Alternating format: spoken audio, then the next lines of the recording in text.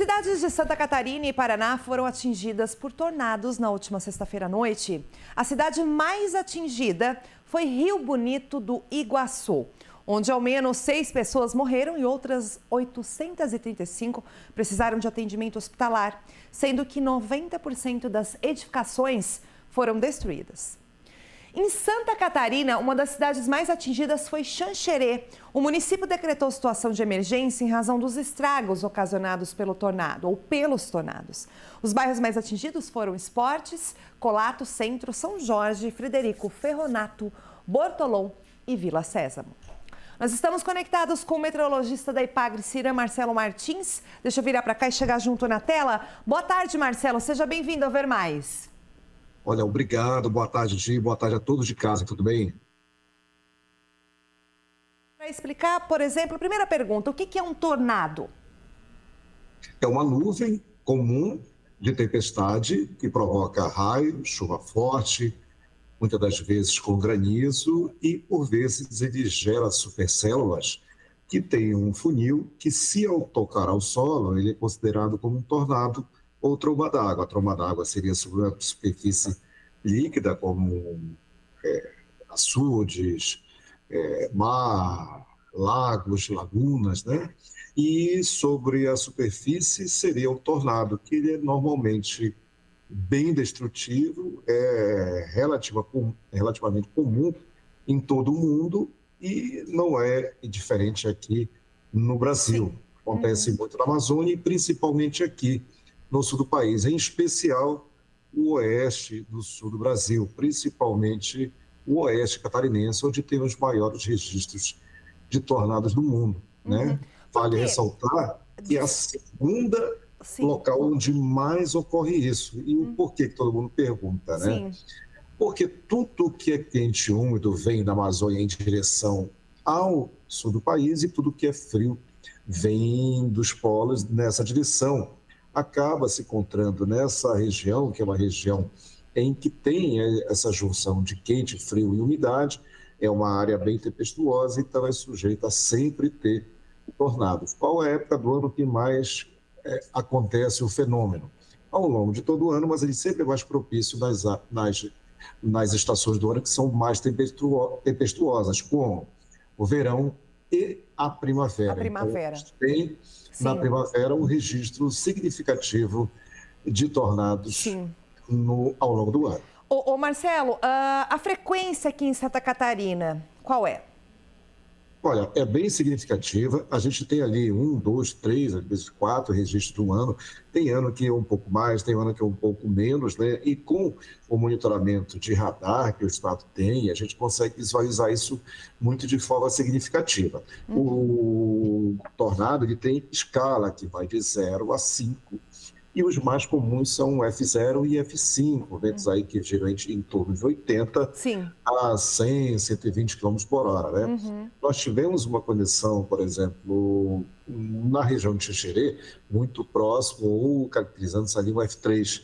E a gente tem outros registros desse, como, por exemplo, em São Joaquim em 2004, Guaracema 2009, Ibirama 2014 e Xanxerê 2015. Olha só.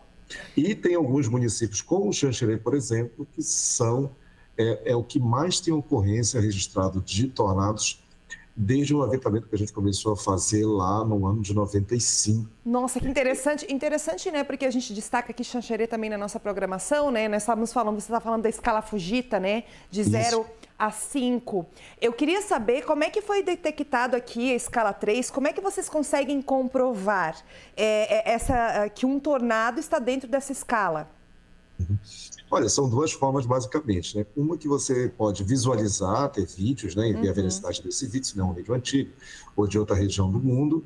E outra é pelos estragos posteriores, né? E a gente também consegue visualizar ele caso tenha imagem de satélite, principalmente de radar. A gente tem uma assinatura, né? Que é em forma de gancho, parece um ponto de interrogação nas imagens, né? Fica bem distorcido, e isso se vai acompanhando. Primeiramente, se emite o aviso meteorológico 3 dias antes, que é um dia de tempestades, e no caso, quando chega mais próximo, aí é a meteorologia da Defesa Civil que emite os alertas, né, de curto prazo, o que a gente chama de nowcast, e que normalmente são emitidos ali de meia hora mais perto do que isso. Sim. Todo mundo pergunta assim, mas o radar não consegue prever com muita exatidão que vai ter.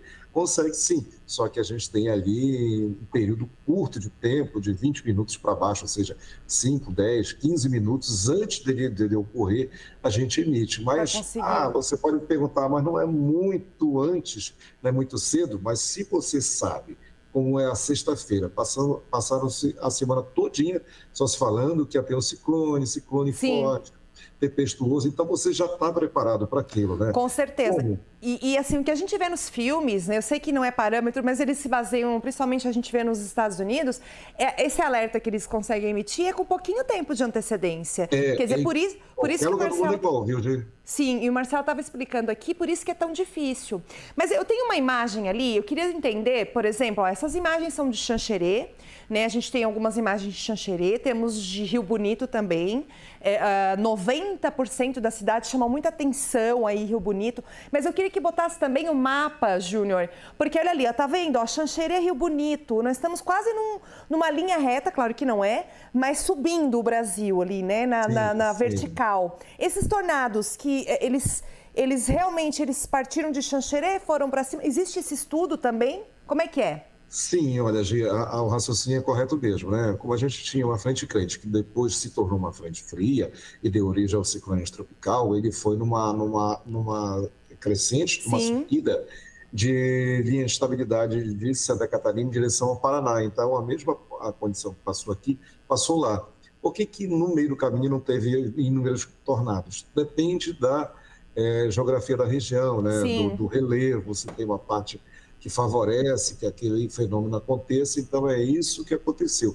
Na mesma linha, poderia ter em vários outros locais, poderia ter sido em Lages, poderia ter sido em São Miguel do Oeste, mesma coisa lá no Paraná, em vários outros locais, e isso acontece assim com uma certa frequência. Né? Toda vez que a gente emite um aviso de tempestade severa como esse, que vai governador, o presidente da EPAGRE falar sobre isso, porque realmente é sério, e naquele dia que você tem que pegar e se guardar, né? Com certeza. A gente sempre fala, né? A meteorologia ela serve para salvar vidas humanas, né? O que é mais importante é isso. Você pode ver o prejuízo que houve nos barcos, na orla catarinense aí, no sábado, por causa de parte da banda do ciclone que nos atingiu, né? Inúmeros prejuízos, então é bem complicado. Com certeza, mas a gente tem o Ipagre-Ciran, que é um órgão maravilhoso em Santa Catarina, que é referência no Brasil todo, né? E é isso, a gente tem que melhorar, aprender um pouquinho o que aconteceu, né? Para não assustar mais, para não termos mais perdas humanas, como ocorreu lá,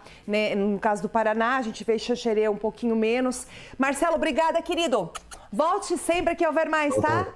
Valeu. Obrigado. Pode contar conosco e boa tarde a todos. Com certeza. Parabéns pelo trabalho deles, pessoal. Eles fazem um trabalho exemplar aqui no estado de Santa Catarina.